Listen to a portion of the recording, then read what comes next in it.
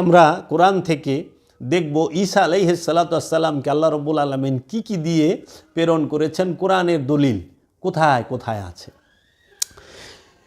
সর্বপ্রথম ঈসা রুহুল্লাহ, ঈসা আলাইহিস সালাতু ওয়াস সালাম তিনি স্বয়ং আল্লাহর রূহ। দ্বিতীয়ত ঈসা আলাইহিস সালাতু ওয়াস সালাম তিনি আল্লাহর একজন নবী। ঈসা আলাইহিস সালাতু ওয়াস সালাম তিনি আল্লাহর একজন রসুল। ঈসা আলাইহিস সালাতু ওয়াস সালাম তিনি আল্লাহর একজন বান্দা, আব্দুহু। আল্লাহ রাব্বুল আলামিন ঈসা আলাইহিস সালাতু ওয়াস সালামকে কিতাব দিয়া পাঠিয়েছেন। আল্লাহ রাব্বুল আলামিন ঈসা আলাইহিস সালাতু ওয়াস সালামকে কিতাব দিয়ে পাঠিয়েছেন।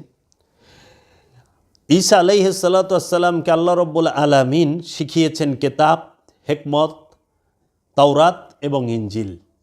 কোরআনই এর প্রমাণ। ঈসা আলাইহিস সালামকে রবের তরফ হইতে তাওরাত, ঈসা আলাইহিস সালাতু ওয়াস সালাম রবের তরফ হইতে তাওরাত নিয়ে এসেছেন। তিনি দুনিয়ায় থাকা অবস্থায় কথা বলেছেন। ঈসা আলাইহিস সালাতু ওয়াস সালাম রবের তরফ হইতে আয়াত নিয়ে এসেছেন।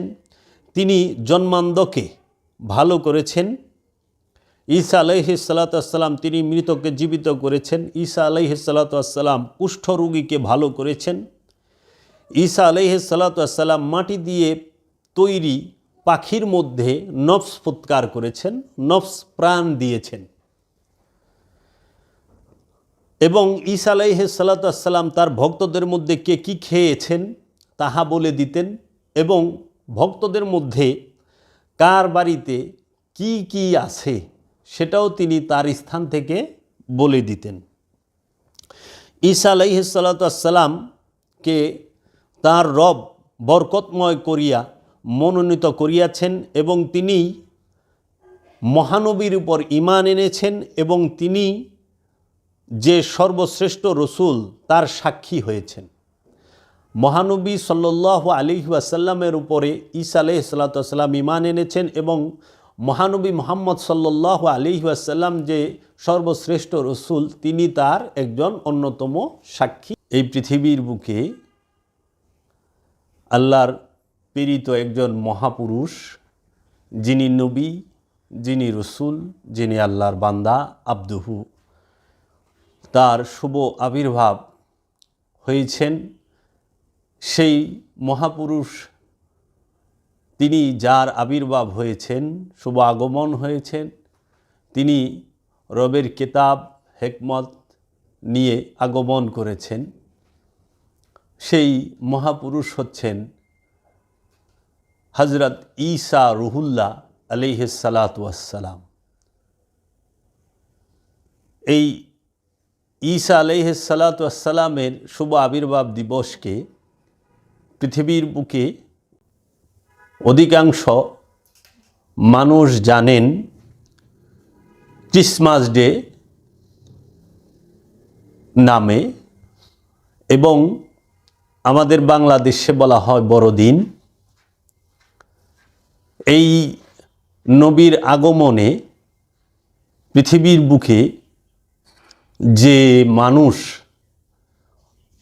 আছেন প্রায় আনুমানিক 700 কোটির কাছাকাছি, সবচেয়ে বেশি অনুসারী এই ঈসা আলাইহিস সালাতু ওয়াস সালামের মেজাজি অনুসারী, হাকিকি নয়, মেজাজি অনুসারী ঈসা আলাইহিস সালামকে মান্য করে থাকেন।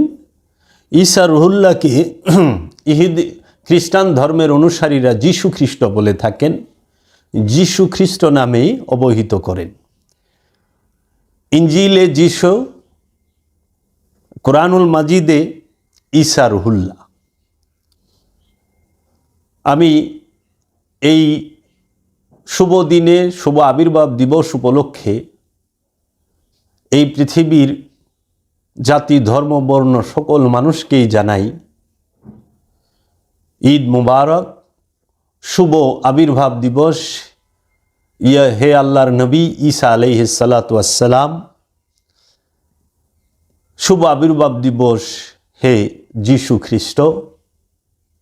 প্রথমেই বলে রাখি, মহাপুরুষগণ, নবী, রসুল গণ, অলিয়া উলিয়াই কেরামগণ কখনোই কোনো জাতের জন্য আসেন না, কোনো ধর্মের জন্য, তারা কোনো গোষ্ঠীর জন্য আগমন করেন না। মহাপুরুষগণ সার্বজনীন, জাতি ধর্ম বর্ণ সব বিষয়ের উপরেই তারা সার্বজনীন। যার জাত আছে তিনি গণ্ডির মধ্যেই সীমাবদ্ধ। তাই আল্লাহ রব্বুল আলামিন সার্বজনীন, আল্লাহ রব্বুল আলামিনের বাণী আল কোরআন সার্বজনীন, তাওরাত ইনজিল জাবরুদ সার্বজনীন, আল্লাহর প্রেরিত মহাপুরুষগণও সার্বজনীন। আল্লাহর প্রেরিত মহাপুরুষরা কখনোই কোনো জাতি ধর্ম বর্ণ হয় না। তাহারা নিজেরাও মুসলিম, তাহারা সকলকে বানিয়েও থাকেন মুসলিম, মুসলমান। এই মুসলমান কখনোই জন্মগত মুসলমান নয়, এই মুসলমান কখনোই দলগত মুসলমান নয়। এই মুসলমান হচ্ছে সার্বজনীন আদর্শের মুসলমান। ইসলাম শব্দের অর্থ শান্তি, মুসলমান শব্দের অর্থ শান্তিতে বসবাসকারী। ইসলাম শব্দের অর্থ আত্মসমর্পণ, মুসলমান শব্দের অর্থ আত্মসমর্পণকারী। এই ইসলাম যাদের মাধ্যমে আসেন তাহারাই নবী, রসুল, ওলি, আউলিয়ায়ে কেরাম। নবী, রসুল, আউলিয়ায়ে কেরামই ইসলামের মধ্যে আত্মসমর্পণের শিক্ষাটি দান করে থাকেন। এই দিনটি বরকতময়, রহমতের। এই কথাটি আমার নয়, আল কোরআনের। আল্লাহ রব্বুল আলামিন আল্লাহর হাবিব সরকার দু আলম মোহাম্মদ সাল্লাল্লাহু আলাইহি ওয়াসাল্লাম মের পবিত্র জবান মুবারক থেকে ইরশাদ করেন সূরা মরিয়মের 15 নম্বর আয়াতে। যদি আপনারা একটু খেয়াল করেন, আল্লাহ রব্বুল আলামিন বলেন, ওয়াসালামুন আলাইহি ইয়াউমা উলিদা ওয়া ইয়াউমা ইয়ামুতু ওয়া ইয়াউমা ইয়াবআসু হাইয়ান। এর বাংলা অর্থ হচ্ছে, এবং সালাম শান্তি তাহার উপরে জন্মদিনে এবং মৃত্যু দিনে এবং পুনরুত্থান দিনে জীবিত অবস্থায়, হাইয়ান। এইখানে আল্লাহর যাহারা মহাপুরুষ নবী রসুল তাহাদেরকে আল্লাহ রব্বুল আলামিন সালাম প্রেরণ করেছেন। ওয়া সালামুন আলাইহি ইয়াউমা উলিদা। ইয়াউমা উলিদা মানে জন্মদিন, ওয়া এবং ইয়াউমা ইয়ামুতু এবং পুনরুত্থান এবং মৃত্যু দিনে, ওয়া ইয়াউমা ইয়াবআসু হাইয়ান এবং পুনরুত্থান দিনে জীবিত অবস্থায়। আল্লাহ রব্বুল আলামিন সালাম জানিয়েছেন এই জগৎবাসীকে, আমাদেরকে, এবং আল্লাহ প্রেরিত মহাপুরুষদেরকে শান্তি দিয়েছেন। কিভাবে? মহাপুরুষদের আগমনের দিনকে, মহাপুরুষদের ওফাত ইন্তেকাল দিবসকে, এবং তিনারা যখন পুনরুত্থান দিবসে তারা জীবিত অবস্থায় সবসময়ই থাকেন, হাইয়ান। ঈসা আলাইহিস সালাতু ওয়াসসালাম সম্পর্কে কোরআনুল মাজিদে বহু প্রশংসা করা হয়েছে। ঈসা রুহুল্লাহ, তিনি আল্লাহর রূহ, স্বয়ং রূহ। ঈসা নফসুল্লাহ না, ঈসা আল্লাহর নফস না, ঈসা আল্লাহর নফস নয়, ঈসা নফসুল্লাহ নাই, ঈসা রুহুল্লাহ। ঈসা আল্লাহর রূহ, স্বয়ং রূহ। এই ঈসা আলাইহিস সালাতু ওয়াসসালামকে আল্লাহ রব্বুল আলামিন জগৎ সমূহের জন্য একটি নিদর্শন করে প্রেরণ করেছেন। এই বাণীগুলো কোরআনুল মাজিদে আছে এবং ঈসা আলাইহিস সালাতু ওয়াসসালামের জিকির কিতাবের মধ্যে করতে বলা হয়েছে। ঈসা আলাইহিস সালাতু ওয়াসসালাম এই পৃথিবীর বুকে এই 25শে ডিসেম্বর যে আগমন করলেন, আবির্ভাব হলেন, আল্লাহ রব্বুল আলামিন তার সম্পর্কে কোরআনুল মাজিদে বলেছেন, ঈসা আলাইহিস সালাতু ওয়াসসালাম তিনি 3 দিনের শিশু, দোলনায় শুয়ে দোলনার মধ্য থেকে কথা বলেছেন। দোলনায় থাকা অবস্থায় 3 দিনের শিশু ঈসা রুহুল্লাহ মানুষের সাথে কথা বলেছেন, যাহা পৃথিবীতে বিরল। পৃথিবীর বুকে অন্য কোনো মানুষ মায়ের গর্ভ থেকে ভূমিষ্ঠ হয়ে 3 দিনের দিন দোলনা থেকে আজ পর্যন্ত কথা বলেন নাই।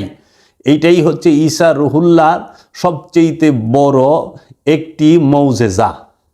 এবং ঈসা আলাইহিস সালাতু ওয়াসসালাম তাকে তিনি পিতা ছাড়া, বাবা ছাড়া তিনি মা মরিয়মের গর্ভে আল্লাহ রব্বুল আলামিনের হেকমতে, আল্লাহ রব্বুল আলামিনের তরফ হইতে যে রুহুল আমিন আগমন করেছেন মা মরিয়মের কাছে সুসংবাদ দেবার জন্য। যখন মা মরিয়ম মেহরাবের মধ্যে মোরাকাবা মুশাহেদায় অবস্থায় ছিলেন, তখন সেই আল্লাহর রসুল, রবের প্রেরিত রসুল রুহুল আমিন এসে মা মরিয়মকে সুসংবাদ দিলেন যে, হে মরিয়ম, রবের তরফ হইতে তোমাকে একটি ছেলে সন্তান দান করা হবে। তিনি জগৎসমূহের মধ্যে অন্যতম একজন মহাপুরুষ। তাই আমরা দেখতে পাই কোরআনুল মাজিদে ঈসা আলাইহিস সালাতু ওয়াসসালাম সম্পর্কে বলা হচ্ছে সূরা মরিয়মের 30 নম্বর আয়াতে, ক্বালা ইন্নী আব্দুল্লাহ।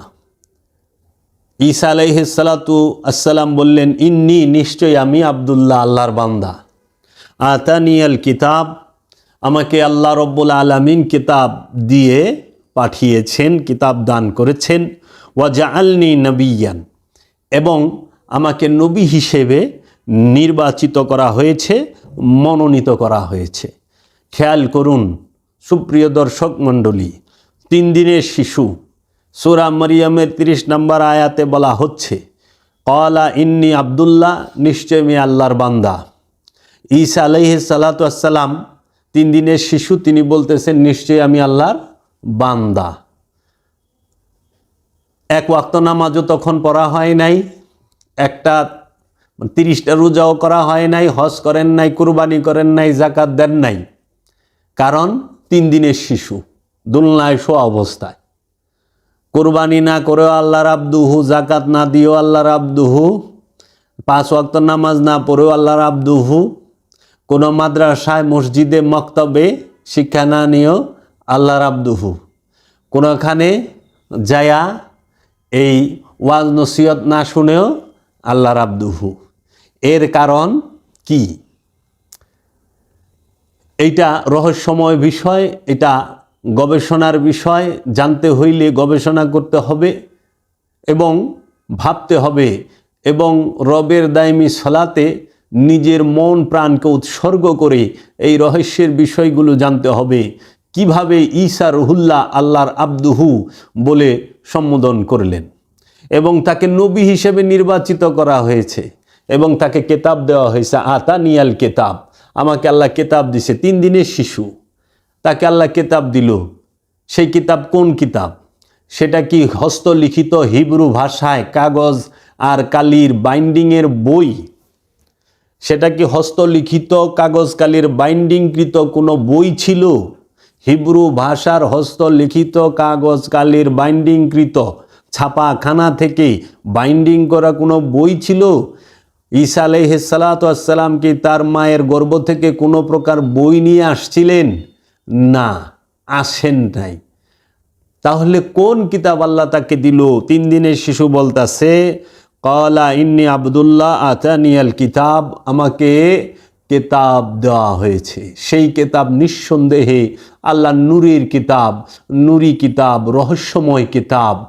আল্লাহর এই নূরের রহস্যময় যে দেহ কিতাব, যে নুরি কিতাব, সেই কিতাবটি ঈসা রুহুল্লাহ নিয়ে এসেছেন।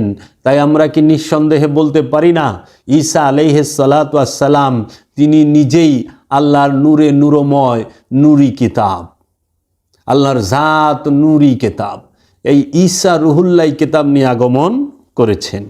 এবং তিনি বলতেছেন সূরা মরিয়মের 30 নম্বর আয়াতে, ওয়াজআলনি নবিয়ান, এবং নিশ্চয় আমাকে আল্লাহ নবী হিসেবে মনোনীত করেছেন, নির্বাচিত করেছেন। নবী কাকে বলে? নবী শব্দের অর্থ কি? নবী শব্দের অর্থই হচ্ছে গায়েবের খবর দেনেওয়ালা, হিডেন নলেজ যার আছে তিনি নবী। নাবা অর্থাৎ সংবাদ, নবী অর্থাৎ সংবাদ দেনেওয়ালা। যিনি গায়েবের সংবাদ দান করেন তিনি নবী। কিসের গায়েবের সংবাদ? এই সৃষ্টি জগৎ এবং রহস্য জগতের অদৃশ্যের খবর যিনি দান করেন তিনি নবী। এই নবী এবং কেতাব এবং আব্দুল্লাহ, এই তিনটি শব্দই আপনি একটি আয়াতের মধ্যে পাবেন সূরা মরিয়মের 30 নম্বর আয়াতে।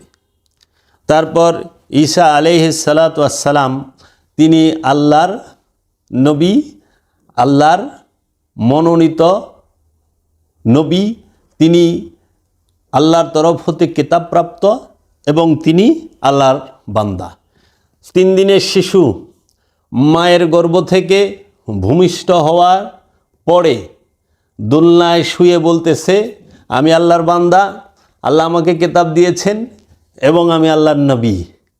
3 দিনের শিশু ঈসা আলাইহিস সালাতু ওয়াস সালাম যদি নবী হিসেবে রবের কাছে মনোনীত এবং নির্বাচিত হন, যেই ঈসা আলাইহিস সালাতু ওয়াস সালাম তিনি আল্লাহর রসুল মুহাম্মদ সাল্লাল্লাহু আলাইহি ওয়াসাল্লামের উপরে ঈমান এনেছেন এবং তিনি যে সকল রসুলের রসুল, রসুলদের সর্দার, সুলতানুল মুরসালিন, ইমামুল মুরসালিন, সুলতানে আম্বিয়া আলাইহিস সালাতু ওয়াস সালাম এর সাক্ষী হিসেবেও ঈসা আলাইহিস সালাম একজন স্পষ্ট সাক্ষী। আল্লাহর রসুলের উপরে তিনি ঈমান এনেছেন। সেই আল্লাহর হাবিব মুহাম্মদ মুস্তাফা, আহমদ মুস্তাফা সাল্লাল্লাহু আলাইহি ওয়াসাল্লাম কীভাবে 40 বছরের নবুয়ত প্রাপ্তি হন, এর বিষয়টা সহজ সরল মুসলমানের মাথায় ধরতে চায় না। কারণ আমাদের মুসলমান ইসলাম ধর্মের ভিতরে 73 ফেরকার একটি ফেরকা, তার নাম হচ্ছে ওহাবি মতবাদ। এই ওহাবি মতবাদের আলেমরা আল্লাহর রসুল মুহাম্মদ সাল্লাল্লাহু আলাইহি ওয়াসাল্লাম 40 বছর বয়সে নবুয়ত প্রাপ্ত হয়েছেন এই কথা প্রচার করে থাকে। নাউজুবিল্লাহি মিন যালিক।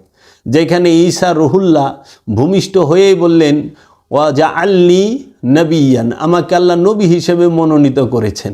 সেখানে এই ঈসা আলাইহিস সালাতু ওয়াস সালামের যিনি নবী, ঈসা আলাইহিস সালাতু ওয়াস সালামের যিনি রসুল, তিনি কিভাবে 40 বছর বয়সে নবুয়ত প্রাপ্ত হন?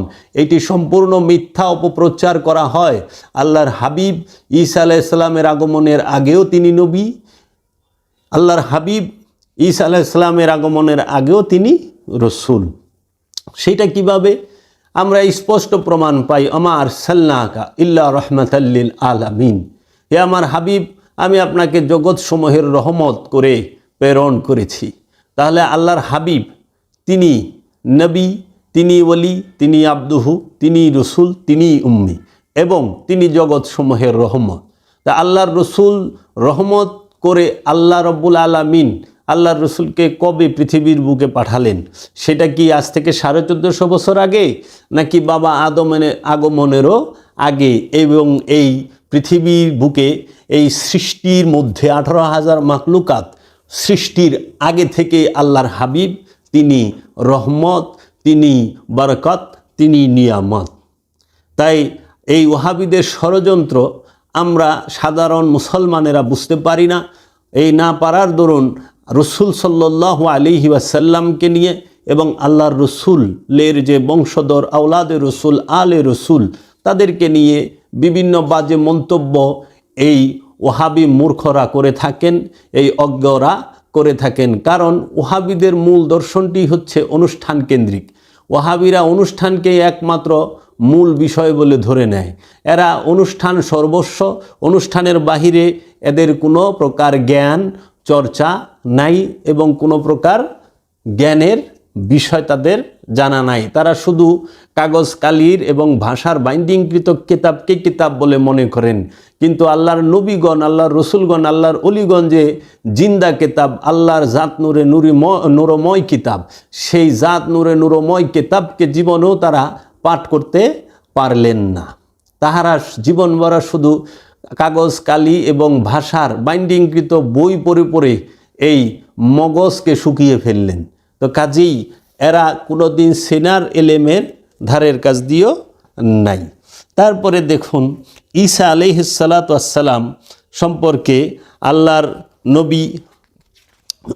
নবী ঈসা আলাইহিস সালাতু ওয়াস সালাম তিনি যে আল্লাহর মনোনীত একজন নবী, সেই বিষয়ে কোরআনুল মাজিদে স্পষ্ট অনেক কথা আল্লাহ রাব্বুল আলামিন তুলে ধরেছেন। সূরা আল ইমরানের 46 নম্বর আয়াতে আল্লাহ বলতেছেন, তিনি দোলনায় থাকা অবস্থায় এবং পরিণত বয়সে মানুষের সাথে কথা বলবেন এবং তিনিই হইবেন পুণ্যবানদের মধ্য হইতে একজন। দোলনা থেকে কথা বলে, এটা কিন্তু কোনো আজগবি শরীফ, কোনো হুজুর শরীফ কিংবা কোনো মানুষের রচিত বই থেকে বলা হয় নাই। এটা কোরআনুল মাজিদের সূরা আল ইমরানের 46 নম্বর আয়াতে বলা হয়েছে, তিনি দোলনায় থাকা অবস্থায় এবং পরিণত বয়সে মানুষের সাথে কথা বলিবেন এবং তিনিই হইবেন পুণ্যবানদের মধ্য হইতে একজন। তাহলে ঈসা রুহুল্লাহ তিনি পুণ্যবানদের মধ্য হইতে একজন। তারপরে একটু খেয়াল করেন, সূরা আল ইমরানের 48 নম্বর আয়াতে বলা হয়েছে, এবং তিনি আল্লাহ তাকে শিক্ষা দেবেন কিতাব এবং হিকমত মানে বিজ্ঞান এবং তাওরাত এবং ইনজিল। ঈসা আলাইহিস সালাতু ওয়াস সালামকে আল্লাহ শিক্ষা দেবেন কিতাব এবং হিকমত এবং তাওরাত এবং ইনজিল। সূরা আল ইমরানের 48 নম্বর আয়াত। একটু খেয়াল করেন, আল্লাহ শিক্ষা দিবেন। নবীকে কে শিক্ষা দেয়? আল্লাহ রব্বুল আলামিন। রসুলকে কে শিক্ষা দেন? আল্লাহ রব্বুল আলামিন। অলিকে কে শিক্ষা দেন? আল্লাহ রব্বুল আলামিন। নবী রসুল উলিয়ায়ে কেরাম আল্লাহ রব্বুল আলামিনের কাছ থেকে শিক্ষা গ্রহণ করেন। আল্লাহ নিজে তাদেরকে শিক্ষা দেয়। আল্লাহ নিজ হাতে তাদের চেহারাকে তৈরি করে। আল্লাহর সুরতে আল্লাহ নিজে ওলিদের চেহারা তৈরি করে, নবীদের চেহারা তৈরি করে, রসুলদের চেহারা তৈরি করে। আদমের চেহারা আল্লাহর চেহারা। আল্লাহ নিজে বলছে, আমি আদমকে আমার নিজ হাতে তৈরি করেছি। আদমকে আল্লাহ নিজ হাতে তৈরি করেছে। এখন আল্লাহ যে ঈসা নবীকে কিতাব শিক্ষা দিলেন, সেই কিতাব কোন কিতাব? সেই কিতাবের নাম কি? শিক্ষক আল্লাহ আর ছাত্রকে ঈসা আলাইহিস সালাতু ওয়াস সালাম। এখন আমাদেরকে এই বর্তমান সমাজে মসজিদ, মাদ্রাসা, মক্তবে, স্কুল, কলেজ, ইউনিভার্সিটিতে শিক্ষাকে দেয় মানুষে। পৃথিবীতে কোনো মৌলবী, মাওলানা, মুন্সি, আলেম, উলামা, মুহাদ্দিস, মুফাসসির কেউই আল্লাহর কাছ থেকে শিক্ষা গ্রহণ করেন নাই। সবাই উস্তাদের কাছ থেকে, মৌলবীর কাছ থেকে, মৌলানাদের কাছ থেকে শিক্ষা গ্রহণ করেছেন। আল্লাহর কাছে থেকে শিক্ষা গ্রহণ করেছেন নবীগণ, রসুলগণ, অলিগণ। আল্লাহ নিজে নবীদেরকে কিতাব শিখিয়েছেন, রসুলদেরকে কিতাব শিখিয়েছেন, অলিদেরকে নিজে শিখিয়েছেন। তাহলে পরে এই আল্লাহ যাদেরকে শিক্ষা দিয়েছেন তাহারা গায়েবের খবর জানে, তাহারা গায়েব বলতে পারে। আল্লাহ যাদেরকে শিক্ষা দিয়েছেন তারা ফুৎকার করলে মৃত জীবিত হয় এবং মাটির তৈরি পাখির মধ্যে নফস দিতে পারে। আর যারা মৌলবী, মাওলানা, মুন্সি সাহেবদের কাছ থেকে শিক্ষা গ্রহণ করেছেন তারা দাঙ্গা, ফাসাদ আর ফেরকা ছাড়া অন্য কিছু তৈরি করতে পারেন নাই। গায়েবের খবর তো জানেনই না, তারা খালি দলিল খুঁজেন। দলিল কই? রেফারেন্স কই? রুম নাম্বার এত, বেড নাম্বার, মানে এমনভাবে রেফারেন্স বলে অমুক কিতাবের অমুক পৃষ্ঠায় অমুক অধ্যায়ের অমুক জায়গায় আছে, রুম নাম্বার এত, বেড নাম্বার এত, সিট নাম্বার এত, কেবিন নাম্বার এত, লিফটের নাম্বার এত, এইভাবে বলে যারা নাকি মুর্দা কমিটির সভাপতি। এই মুর্দা কমিটির সভাপতিরা দেখবেন বলবে নবী রসুলগণ বলে আমাদের মতো মানুষ, নাউজুবিল্লাহি মিন জালিক। এই ওহাবি মুর্দা কমিটির সভাপতিরা, এই মুর্দা কমিটির সদস্যরা তারা বলে নবী রসুলগণ আমাদের মতো মানুষ, নাউজুবিল্লাহি মিন জালিক। নবী রসুলগণ তাদের মতো মানুষ, এই কথা বলার পরে তাদের ঈমান আছে কি না এটা দর্শকই বিচার করবেন। কারণ নবীদের শিক্ষক আল্লাহ নিজে, রসুলের শিক্ষক আল্লাহ নিজে। আল্লাহ যে ঈসা নবীকে কিতাব শিখালেন সেই কিতাবের নাম কি? সেই কিতাব কোন কিতাব? আল্লাহ শিক্ষা দিয়েছেন। এখানে সূরা আল ইমরানের 48 নম্বর আয়াত খেয়াল করেন, আমি আয়াত নাম্বার বলে দিচ্ছি কোরআন থেকে, যে এবং তিনি আল্লাহ তাকে শিক্ষা দেবেন কিতাব এবং হিকমত এবং তাওরাত এবং ইনজিল। কিতাব যে শিক্ষা দিলেন সেটা কোন কিতাব শিক্ষা দিলেন? ঈসা নবীকে কিতাব শিক্ষা দিয়েছে। তারপরে হিকমত শিক্ষা দিয়েছে, প্রজ্ঞার জ্ঞান, উইজডম, সৃষ্টির জ্ঞান। তারপরে শিক্ষা দিয়েছেন তাওরাত, তারপরে ইনজিল। তাহলে এইখানে দেখেন, তাওরাত এক বিষয়, ইনজিল এক বিষয়, কেতাব এক বিষয়। কেতাব আর তাওরাত যদি একই বিষয় হইতো তাহলে আল্লাহ কিন্তু কইতো না এই আমি কেতাবও শিক্ষা দিয়েছি, তাওরাতও শিক্ষা দিছি। কেতাব আর তাওরাত, কেতাব আর ইনজিল যদি এক বিষয় হইতো তাহলে আল্লাহ এখানে স্পষ্টভাবে বলতো না যে আমি ঈসাকে আমি আল্লাহ কেতাব শিক্ষা দিয়েছি, হিকমত শিক্ষা দিয়েছি, তাওরাত শিক্ষা দিয়েছি এবং ইনজিল শিক্ষা দিয়েছি। তাহলে তাওরাত এক বিষয়, ইনজিল এক বিষয় এবং কেতাব আরেক বিষয়। এই বিষয়গুলো বুঝতে যদি হয়, সে যেন একজন ওলিয়ে কামেলের কাছে বায়াত হয়ে সেই ওলিয়ে কামেলের কাছ থেকে মুরাকাবা মুশাহেদার যে দায়মি সলাতের শিক্ষা, সেই দায়মি সলাতের শিক্ষা গ্রহণ করে সে যেন অবশ্যই এই কেতাব কি সেই রহস্যময় বিষয়টা দায়মি সলাতের মাধ্যমে গুরুর কাছ থেকে জেনে নেন। এই তাওরাত কি, ইনজিল কি, জাবরুত কি, কোরআন কি, কেতাব কি, হিকমত কি, এই বিষয়গুলো যেন কামেল গুরুর বায়াত হয়ে মুরাকাবা মুশাহেদার মাধ্যমে কামেল গুরু যেন তার রহমত দিয়ে, তার দয়ার নিগাহ দিয়ে, তার দিকে দয়ার দৃষ্টি দিয়ে তাকে বুঝিয়ে দেয় যে এই হইল কিতাব, এই হইল তাওরাত, এটাই হইল ইনজিল, এটাই হইল হিকমত। এইটা কামেল গুরু ছাড়া শেখা যায় না। তাই আল্লাহ রব্বুল আলামিন ঈসা আলাইহিস সালাতু ওয়াস সালামকে কিতাব শিখিয়েছেন।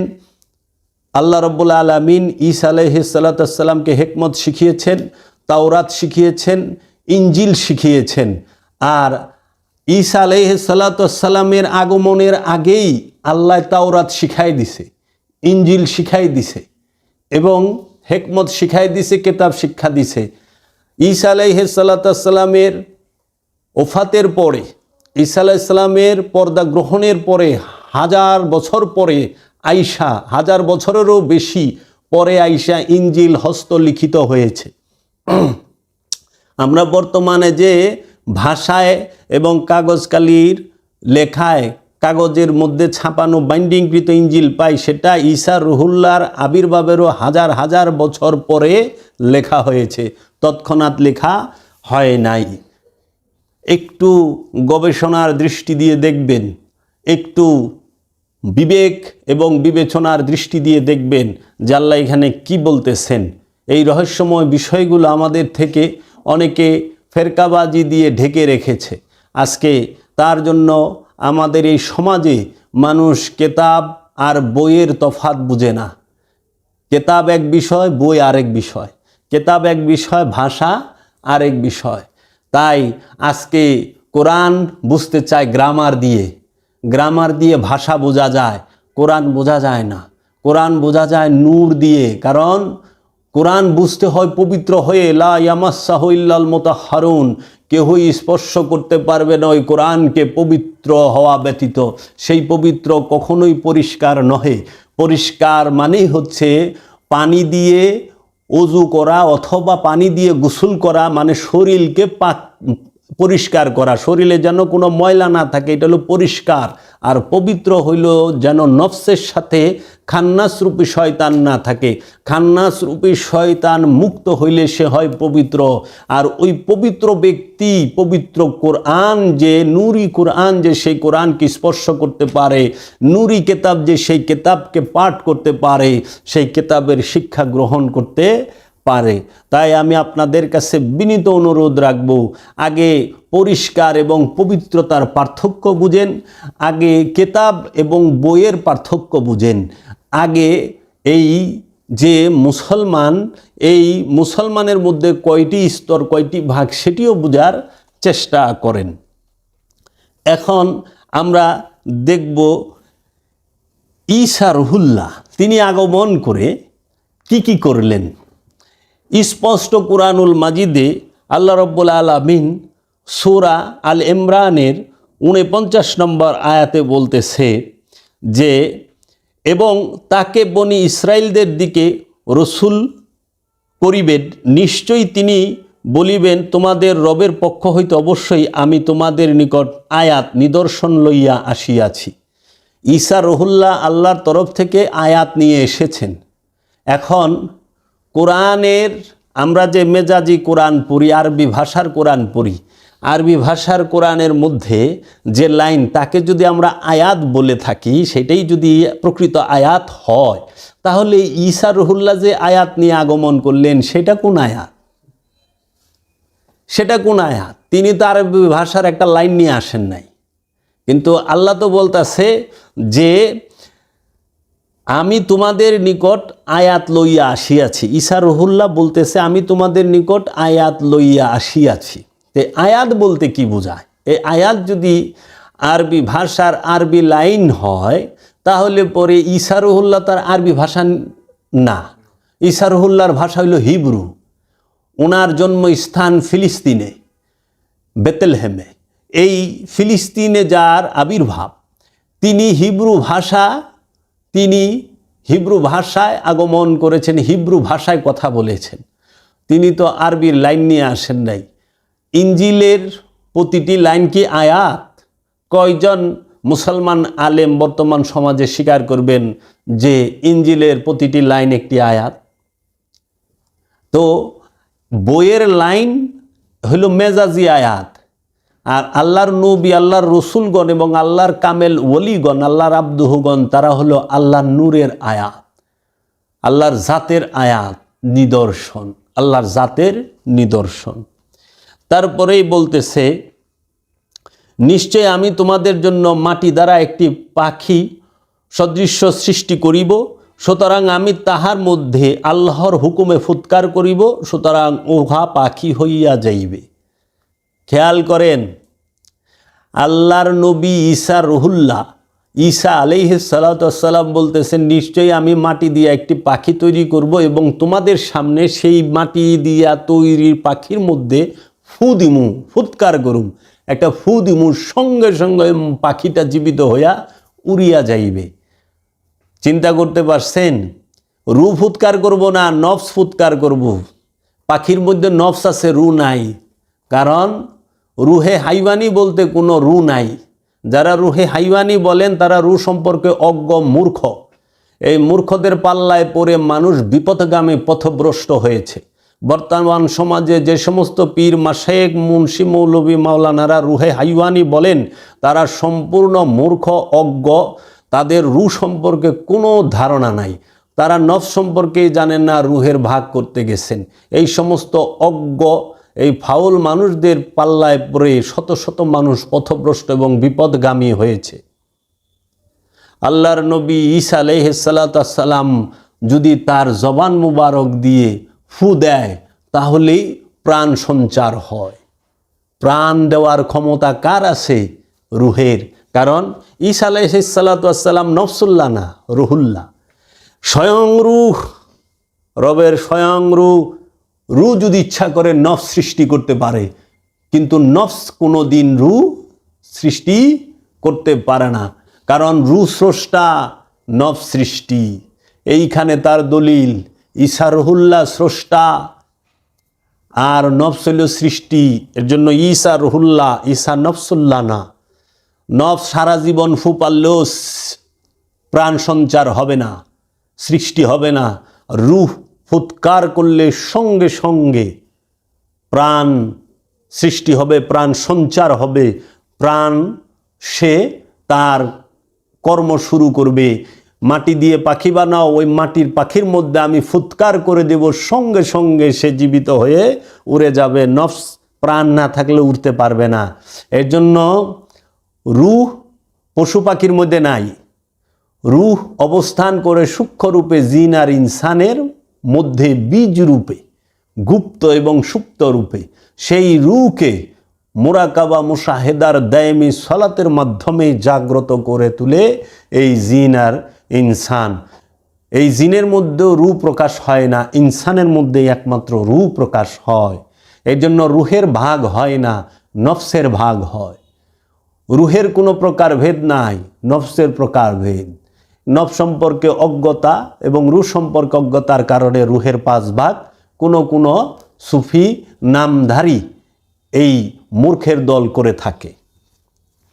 তারপরে দেখবেন ঈসা আলাইহিস সালাতু ওয়াস সালাম বলতেছেন, ওয়া উবারিউল আকমাহা ওয়াল আবরাসা ওয়া উহিল মৌতা বিইজনিল্লাহ, এবং আমি জন্মান্ধ এবং কুষ্ঠ ব্যাধিগ্রস্তকে নিরাময় করিব এবং আল্লাহর হুকুমে মৃতকে জীবিত করিব। এটা কার কাজ? জন্মান্ধকে চক্ষুদান করা, কুষ্ঠরোগীকে ভালো করা এবং মৃতকে জীবিত করা, এটা রুহের কাজ, রুহুল্লাহর কাজ। আল্লাহর যিনি স্বয়ং রুহ, ঈসা রুহুল্লাহ, তার কাজ। ঈসা মাসিহ মানে হাত ঘোরানেওয়ালা, ফেরানেওয়ালা। আমরা ওযু করতে সময় বলি না গার মাসা করি না? মাসা মানে ঘোরানো, আর মাসিহ মানে ঘোরানেওয়ালা। ঈসা মাসিহ, যিনি হাত ঘোরাইলেই, হাত ফেরাইলেই চোখের উপরে দৃষ্টি অন্ধ সে ভালো হয়ে যায়। খেয়াল করেন, কোনো টেস্ট নাই, কোনো মেডিসিন নাই, কোনো অপারেশন নাই, কোনো ড্রপ, মলম, ট্যাবলেট কিচ্ছু নাই। শুধু হাতটা বুলাইয়া দেয় চোখের উপরে, সঙ্গে সঙ্গে জন্মান্ধ ভালো হয়ে যায়। ঈসা মাসিহ, ঈসাই হচ্ছে হাত ফেরানেওয়ালা। কেন? ঈসা আলাইহিস সালাতু ওয়াস সালাম স্বয়ং আল্লাহর রূহ।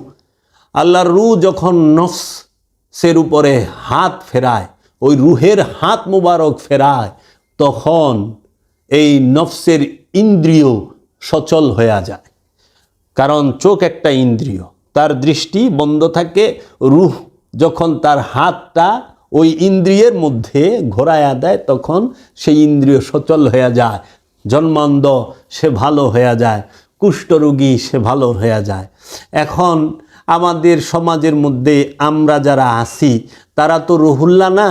এখন আমরা নিজেরাই ডাক্তারের কাছে যাই এবং যাইয়া ইহুদি খ্রিস্টানরা সায়েন্স টেকনোলজি গবেষণা করে যে মেশিনপত্র বানাইছে, ওই দিয়ে এক্সরা করে আমরা সেইগুলো দিয়া পরীক্ষা করে চিকিৎসা করি। কারণ আমরা রুহুল্লাহ না, আমাদের মধ্যে রূহ জাগ্রত। আচ্ছা, এখন প্রযুক্তি সাথে, এই বিজ্ঞানের সাথে কোরআনের সম্পর্ক আছে, আধ্যাত্মবাদের এবং সুফিদের সম্পর্ক আছে। সুফিদের থেকে বিজ্ঞানের আগমন, কোরআনুল মাজিদের থেকেই বিজ্ঞানের প্রতি অনুপ্রেরণা এবং গবেষণা। তারপরে ঈসা রুহুল্লাহ, তিনি মৃতকে জীবিত করেন। 7 দিনের মরা, সেই কফিন সরাইয়া বলল তুমি আল্লাহর হুকুমে উঠে দাঁড়াও, সঙ্গে সঙ্গে আল্লাহর হুকুমে মৃত উঠে দাঁড়ালো। ঈসা রুহুল্লাহ তিনি মৃতকে জীবিত করলেন। এবং শুধু তাই নাই, আল্লাহ বলতেছেন ওয়া উনাবিকুম বিমা তাকুলুনা ওয়া মা তাদাখিরুনা ফিল বুয়ুতিকুম, এবং আমি তোমাদের সংবাদ দেব তোমরা যাহা খাইয়া আসিয়াছ এবং তোমাদের ঘরের মধ্যে যাহা রাখিয়া আসিয়াছ। ইন্না ফি জালিকা আয়াতাল্লাকুম ইন কুনতুম মুমিনিন, নিশ্চয়ই উহার মধ্যে তোমাদের জন্য আয়াত, নিদর্শন রহিয়াছে যদি তোমরা মুমিন হও। একটু খেয়াল করেন, ঈসা রুহুল্লাহ শুধু মাটি দিয়ে পাখি তৈরি করেন, পাখিকেই জীবিত, মাটি দিয়ে তৈরি পাখিকেই জীবিত করেন নাই, শুধু জন্মান্ধকেই ভালো করেন নাই, কুষ্ঠরোগীকে ভালো করেন নাই, মৃতকে জীবন দিয়ে মৃত ব্যক্তিকে জীবিত করেন নাই। আরও বেশি বলতেছে আমার ভক্তদের মধ্যে কে কি খায় আসছে এবং কার বাড়িতে কোন জায়গায় দাও, খন্তা, আলমারি কি কি আছে, আসবাবপত্র আমি সব বলে দিতে পারি। সেই ঈসা আলাইহিস সালাতু ওয়াস সালাম, তিনি এই ঈসা রুহুল্লাহ, তিনি এত মৌজেজা, এত কিছু দেখিয়েছেন। এটি আল কোরআন থেকে বললাম, আমার একটি বিষয়ও কোরআনের বাহিরে নয়। আমি কোরআন গবেষণা করি, কোরআন জানার চেষ্টা করি, কোরআন শেখার চেষ্টা করি। আমার মুর্শিদের থেকে আমি কোরআন শিখি। আমার শিক্ষক, আমার উস্তাদ হচ্ছেন এই পৃথিবীর বুকে সর্বশ্রেষ্ঠ ইসলাম গবেষক, যুগ শ্রেষ্ঠ মহামানব, ওলিয়ে কামেল, মুর্শিদে মুকাম্মেল, জামানার মুজাদ্দেদ, যিনি এই পৃথিবীর বুকে সুফি জগতের অন্যতম একজন নক্ষত্র। তিনি হচ্ছেন কালান্দার বাবা জাহাঙ্গীর, চেরাগে জান শরীফ কালান্দার বাবা জাহাঙ্গীর বা ইমান আল সুরেশ্বরী অফিয়ান হু।